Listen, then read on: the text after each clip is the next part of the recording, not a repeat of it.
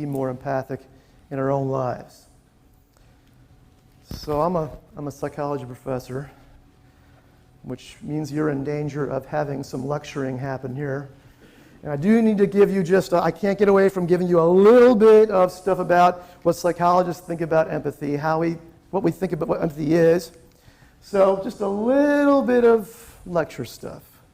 So, what is empathy? Now, there are lots of definitions of empathy, almost as many definitions as there are people who study it. This is one I like, a guy named Carl Rogers, a famous psychologist.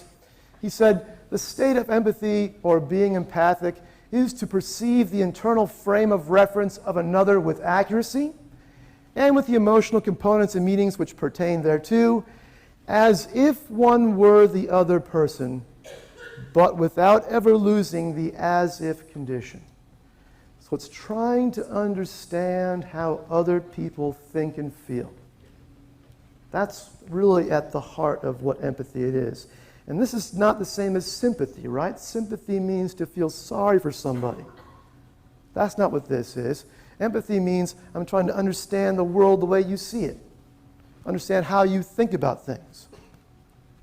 So psychologists break empathy down, and there are lots of developmental psychologists who study how we develop this ability to take someone else's perspective. So they talk about empathy as having kind of a level 1, first level, understanding what another person sees. This is a very fundamental level of empathy. It's almost a three-dimensional understanding of it. So what they do is they sometimes give little kids this test where there'll be a child sitting up here and there'll be an adult sitting over here and there'll be two toys on a table.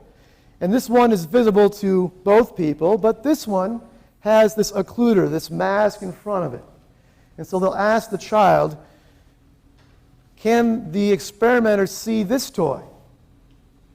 And what the child has to figure out is, even though the child can see it, they have to realize that not everybody sees the world the way it does, but he or she does. In fact, this other person sees the world differently and can't see what he sees. Another way to test this out is to give people this kind of grid. Sometimes it's a three-dimensional bookshelf, sort of. And in this bookshelf, there are these different compartments. And some of the compartments you can see have a black thing on the back side. And that means that the person on the other side of it, the director's view, they can't see what's in those boxes. So what they would say in this example would be, point to the smallest candle that the other person can see. Now, we're old enough, we understand how this works. So there are 3 candles. There's a big candle, and there's a medium-sized candle, and there's a small candle, but this small candle is blocked from view by the other person. And so what you'd have to say, the right answer is, well, this is the smallest candle that the other person can see. But again, to be able to answer it that way, you have to realize the person on the other side can't see it the way you see it. They see it in a different way. Very basic level. If you want a bit more of a common understanding of this, maybe this will help. I'm kind of a big Packer fan. So here's Clay Matthews about to tackle 2 quarterbacks. And we see that those quarterbacks are about to get hit really hard, but they don't see it, right? They don't see the world the way we do. They have different knowledge. They don't know that they're about to get hit by this angry young man. So that's kind of an example of this level 1 perspective taking. And then there's level 2 perspective taking, understanding that another person sees things differently. It's pretty similar, but not quite the same. And Piaget has done some well-known research about this, and he uses this thing called the 3 mountains test. And so what he would do is he would give kids this 3-dimensional diorama on a tabletop, and there are 3 mountains on this table. And so the kid would be sitting down here looking at it, and he would see this green mountain in the front, and then the red mountain here, and the white mountain in the background. And then the adult would say to the kid, okay, imagine there's a doll sitting on the other side of the table. What do you think the doll sees when he looks at this diorama? Now, we understand the doll sees it from a different perspective, right? The doll sees the white mountain in the front ground and the green mountain in the background. But again, kids early on, 3 or 4 years old, don't quite get this yet, and they think everyone sees the world the way they do. But eventually we get to kind of progress, and we understand other people see things differently, And so then we kind of adjust our thinking about other people to compensate for this lack or this different kind of knowledge. I'm almost done, don't worry. And then, we can do this in a computer, for example. If we can present these, I know it's hard to see that, but these are three-dimensional images. And so we might show this to people. Sorry. And then we would say, so here's how you see it. What would it look like if you were sitting on this side? And so if we look at it this way, we see the, go back. We see the red one at the top and the green one on the right, purple on the left. But if on this angle, you see the green one at the bottom and the right one. You know how it works. All right, now I've got one more little audience participation thing I want you to do. I don't know if you have a pen or a pencil or not, but if you do, what I want you to do is, if you don't have one, you can use your finger. It's going to be harder to do with your finger, but take that little piece of paper I gave you, and I want you to put it up against your forehead. And now if you have a pen or a pencil, I want you to draw on that piece of paper a capital E. Capital E. E as an exit. E as an emergency. Right? Draw capital E. All right, when you're done, take a piece of paper off and look at it. Can you read it? How many people's E looks like this? Raise your hand if your E looks like that. Raise your hand if your E is backwards.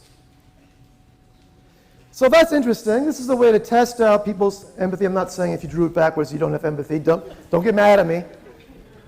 But if you drew it backwards, what that means is you drew it really the way you see it.